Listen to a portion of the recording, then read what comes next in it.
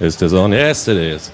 So, good afternoon. I hope you all had enjoyed your lunch so far. If you had it, if not, great that you stopped by before doing this. I think we have something really interesting to tell you. With me on stage is the Guild Wars 1 live team. So I will let them introduce themselves and let them talk a little bit about who they are and what the hell they are doing. And we will ask them a couple of questions, and then we open up the questions to the audience. So if you have any questions about Guild Wars 1, this is Guild Wars 1, so no Guild Wars 2 questions. If you have any questions about Guild Wars 1, feel free to shoot at the questions at those guys. So why don't we, I think we just start with the new guy right over there. So Robert, why don't you let people know who you are, what you're doing, and it takes a while. Hello? Oh. Hi, I'm Robert G. I am the new live team designer. I just started last month. It's been really exciting. I've been getting to work a lot on Guild Wars, and I've been playing it, pretty much since the beta weekend events. So it's been really exciting. Got a lot of really cool things I've gotten to work on. Gotten to see a lot of the inner workings of Guild Wars. It's been really exciting because I used to be a fan, just a little while ago. So next in line is actually our lead designer for Guild Wars 1, Linsey Murdock. Linsey. Hi, I'm Linsey Murdock. I'm leading the design for Guild Wars 1. That means I with Mike and Joe, we plan out, and Robert now, plan out all the updates that go into Guild Wars 1 and the content that's coming up. I've been working on Guild Wars for over 3 years now, so it's a fun job. So next we have Joe Kimmis. We usually refer to him as the ninja. He's like our coder guy. So Joe.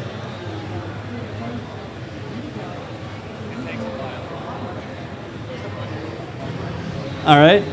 Okay, that's good and loud. Okay, I'm Joe Kimmis. I'm the programmer for the Guild Wars Live team. So my job is basically taking all of the stuff that these two design and put it into the game. So I've been working at ArenaNet since work started on Guild Wars Nightfall. So I worked on Nightfall, Eye of the North, and the bonus mission pack before the live team started. Try scooting back a little bit.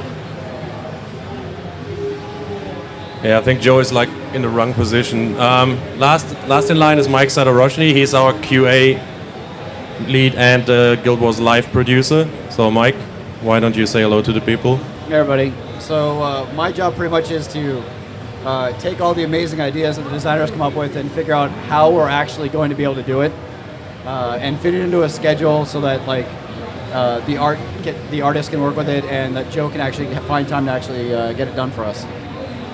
That mic was lit. Okay, could you hear that? Could you hear him? I think if you guys share Linsey's microphone, I think that's that's the one that is has the best audio. So, right, Linsey. Like a lot of people, I mean, we read the boards all the time. We check what people are. A lot of people are interested. What's coming up for Guild Wars? You had your massive text wall of doom on your wiki page, lining out what's in store for Guild Wars 1. Want to talk a little bit about that? Sure. Right now, what we're working on is sort of tying up all these loose ends.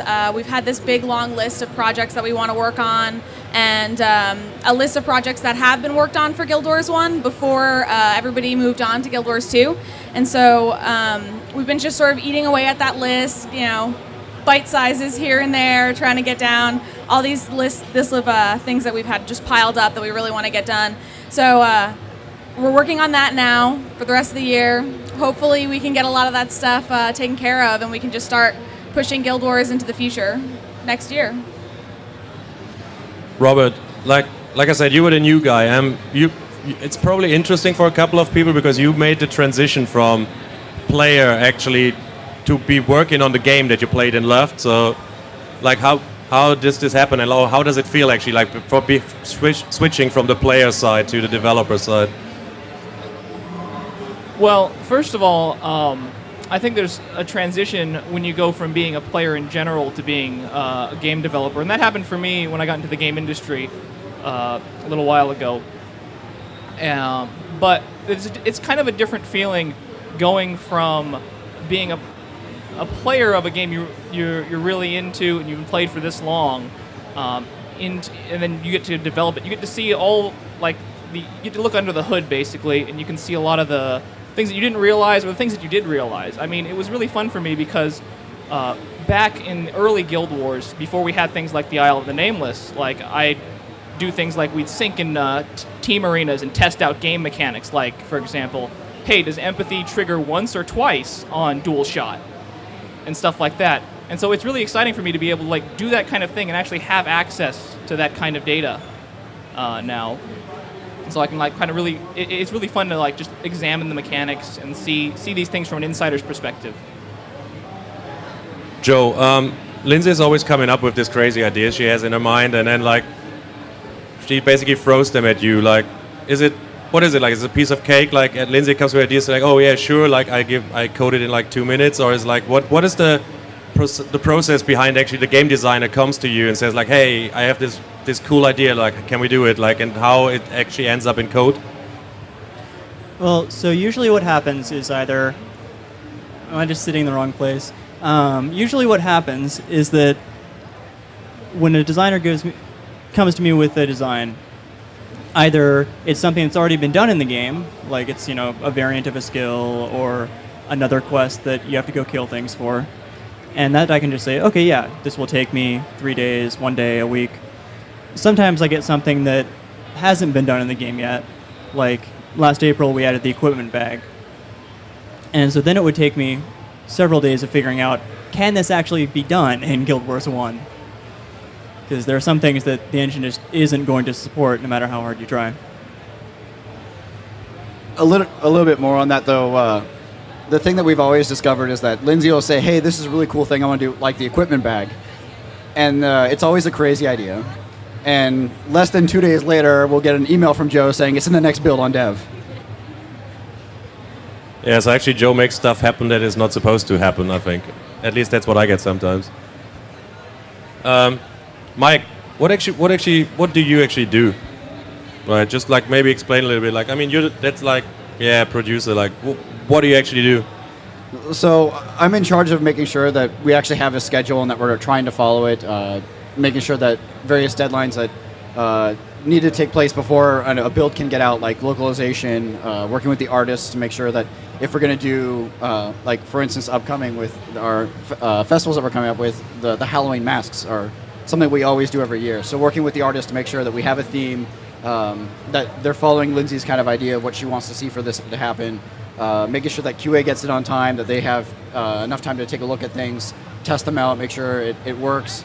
And then I also get the odd request, because I'm also the contact for the support team. So if the GMs have an issue or if they have a request on something that we can do that either explains something that we haven't done very well or answers questions that common players that have been having, that we find a solution that works for everybody. Okay, they told us a little bit about themselves and what they do, so I think I opened the floor up for questions from the audience if you people have questions. Is there anyone who has a question for the live team in general, for certain people? I just go over there.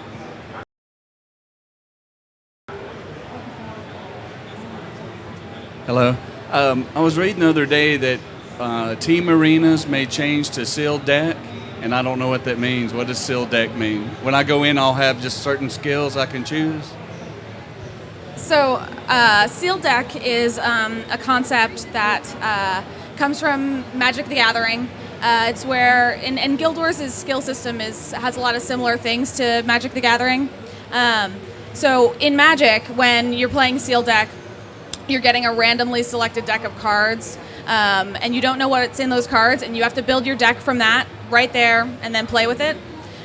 So sealed in Guild Wars is very similar to that, where you don't know what skill pack you're going to get. You don't know what skills set you're going to get to work with, and then you build your deck from that. So we're going to have a rotating seed, a rotating pack of skills, and you'll be able to see what those skills are, design your bar from there, and then hop in and play with that. It's kind of a limited format. relies on quick thinking and your deck building skills, and finding combinations between skills that work that you wouldn't necessarily think of because those skills may not be normally very good. Sealed deck is really cool because it makes bad skills good, and it kind of evens the playing field. And I don't know, it's a really fun format. We've done it in tournaments at PAX. We've done it internally in leagues at the office. And it's always a really great way to play and even have inexperienced players, get in and have fun. So. Next one, over there.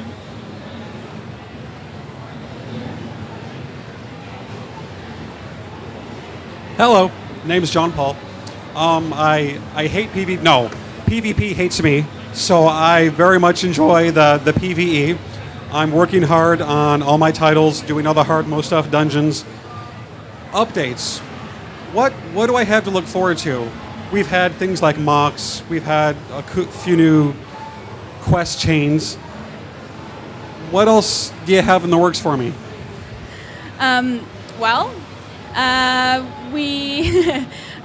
We're thinking about and working on Halloween and Winter's Day coming up, thinking about things that we can do to fit into the schedule to sort of spice up those festivals again. We'll have new hats this year, of course, and we've got a couple surprises as well. So that's mostly what we've got as far as PvE content for the rest of the year. Next year is a different story, of course. We've got a whole fresh new year, and hopefully we'll have eaten down our list of things to do, and I'd really like to spend next year starting to continue the story and lore of Guild Wars 1 into the future.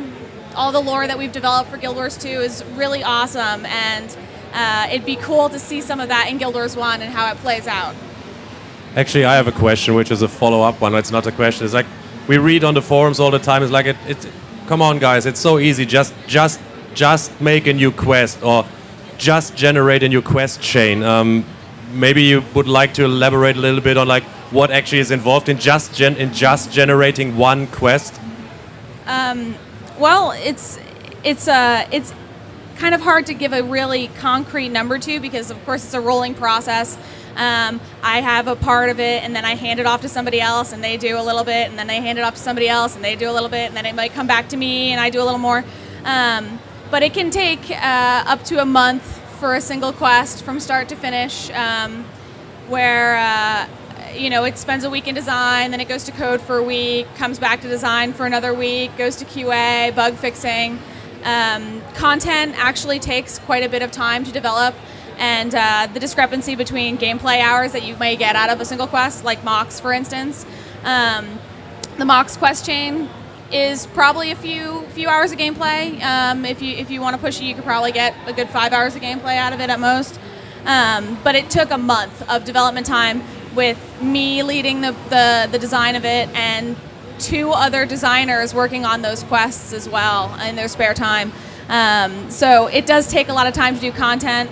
Skill balance is also a really good meaty project to take on. It takes a few weeks for even a single dozen skill balance. So it can be tough trying to balance how much content we can get out in our schedule, new content, how we can get the most bang for our buck.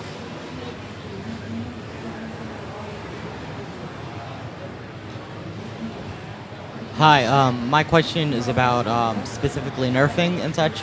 I've noticed that like the keg powder farming was nerfed, but things like the 55 and the raptor farming haven't, and whether it be skills also, they're occasionally nerfed or boosted. What is the decision to finally do that?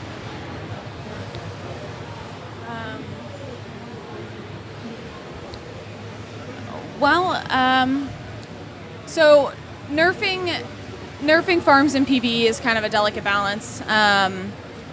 We don't always like to do it. We're very hesitant to nerf a farm. In the case of the keg farm specifically, it was sort of an oversight that we hadn't made the skill work the same way as the mission in the first place. And so we were kind of just cleaning that up. when it comes to 55ing and shadow form, raptor farms, green farms where it's just a single character who's built for durability and high damage spikes, or built for durability and low damage spread to kill a lot of things at once, like in Underworld. That's really a game type. That's a whole game type, and it's like a format in and of itself that we have to worry about the balance of.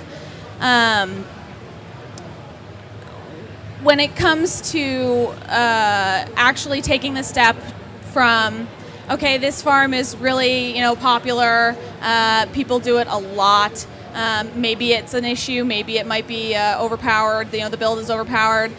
We look at how much is getting used, how prevalent it is in various areas. If it's really just one spot that it's a problem, then we may not be as concerned about it unless it's really giving a strong advantage. But people have fun. It's tough to get into Guild Wars and play by yourself, solo. So I don't like to nerf all these solo builds because it is a game type in and of itself. And really comes down to situation why we may have chosen not to do it. Like with Urson, we waited for a while because people were able to actually get in and play, like really easily hop into the game, get into these areas that they may not have usually been able to get into, and but it became a problem when you couldn't do anything in the game without somebody asking if you were Urson.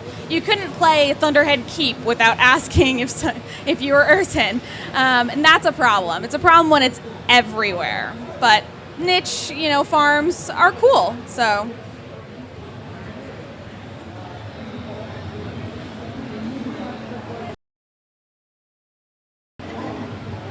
Okay, really, I have two questions. One's a follow-up to his, and then another one's... the first one, I guess, would be with regards to the nerfs and stuff, and you're saying niche nerfing and whatnot. Shadow Form isn't exactly niche, to say the least. Louder? Sorry. It's a very widespread skill that's used throughout the game. And I've seen there's been a lot of rumors on the boards and whatnot with regards to that being nerfed in the near future here. Question with regards to that. My second question, if I may, with regards to the XTH, when that might be back up, just out of curiosity. Somehow I knew that question would come up. So I'll address Shadow Form first, and then I'll hand it over to Mike for XTH. So Shadow Form, yes, Shadow Form is very prevalent, especially in elite areas and specific farms. We are starting to see it more in it's in dungeon clears, but we're starting to see even more of the speed clearing getting into dungeons. And we're even seeing speed clearing using Shadow Form with like vanquishing and farming titles and stuff like that. So yes, it's becoming more and more prevalent, and I do think that's a problem. When I look at Shadow Form, though, again, going back to Urson, when we nerfed Urson, here was the skill that was allowing a lot of people to really, play areas that they hadn't been able to normally get into, or were too difficult for them. It really broadened the audience. When we nerfed Urson, even though I swear it's still playable, people don't want to run it anymore. And so instead of going back to balanced builds for Underworld, people just weren't playing Underworld. They were going back to solo farming Underworld and not grouping for it. Now we have Shadow Form, again, allowing people to get into Underworld, Fisher, DOA, the Deep, Urgaz, with a little bit more ease. Yes, you have to be playing a very specific kind of gimmick build, but you can get in easier than you could before. And so it makes me nervous about nerfing it, and we've let it go for a while because of that.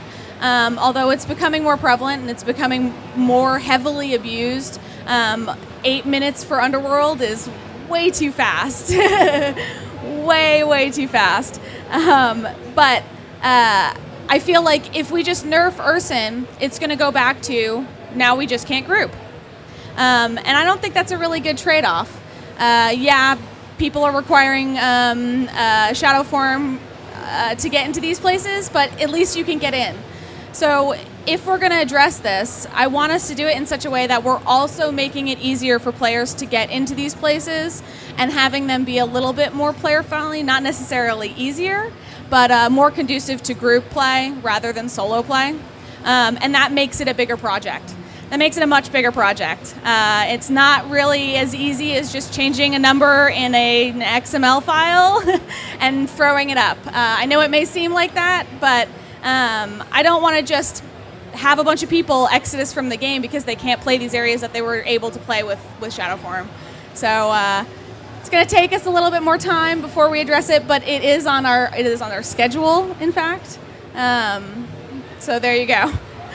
Now on to Mike for XTH. Drum roll. XTH is something that we're really taking a look at on the internal servers and pounding on it. There was some pretty deep flaws with the original implementation of how it went up, and it's something that we just don't feel is right to put out right now. So we're still putting time into it and making sure that if when it comes back, that it's going to be rock solid and that we're not going to run into any of these problems that we've had in the past. It's something that we have an internal deadline that we're trying to hit to make sure that we don't just leave it out there as an open question that just kind of looms out there. We want to make sure that you guys are informed of what's going on, that we don't just leave this as an outstanding question until for next year or whatever. So we're still working on it. We just don't really have anything to say on it yet. We've kept you updated so far as to where we're at. Once we have more information, we'll be able to give it. But right now, it's just about testing it, making sure it's good, and then you'll know more. I think we have time for one or two more questions before we have to move on to our next panel. So, anybody else?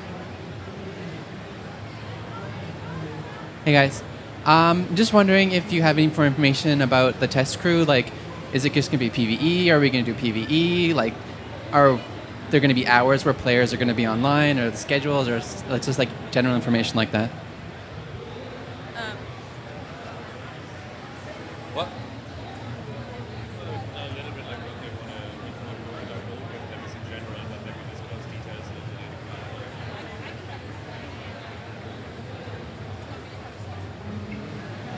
What, should I cover the question?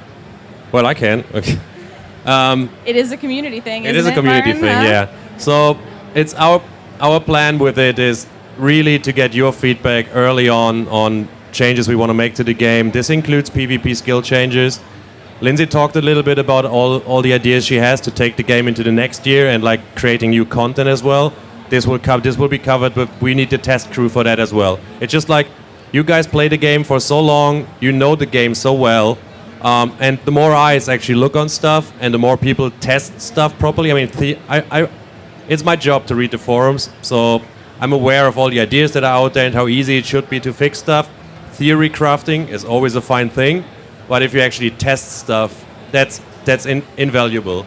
So our plan is that the test crew we will use them for PvP, like input on PvP balancing, actually testing changes, and also like later on when we do stuff with PvE content, include them as well. All the details about like what's going on, like how do we communicate with people, we will probably talk about this like in 2 weeks or something when we're currently working on an FAQ for the test crew, so that people actually can read and say, yeah, that answers my question. We want to get it up and running as soon as possible because everything that we're working on would be great to expose the test crew to, and yes, it's our job to think of everything before it goes out, but when you've got millions of people who are pounding on stuff, they're going to think of different things than you. Their brain thinks differently. They have friends who they can collaborate with and come up with all kinds of crazy stuff. And sometimes something comes up that's a big surprise to us because we just didn't think of it that way. It'd be really nice to know about those things before they're in the game and out there for everybody to see. Okay, last question. No last question. Well, then I would say thank you very much that you've been here and took your time to answer all the questions from the community. And I think they earned a big applause for like being here and like getting pounded with your questions. Great that you guys have all been here. You might want to stay. We immediately after this we have another Q&A session on Fall of Ascalon, our first Guild Wars novel. So you just want to stick around. We will take a 5-minute break to switch people on stage, readjust the microphones, and then we will just be back. Thank you, guys.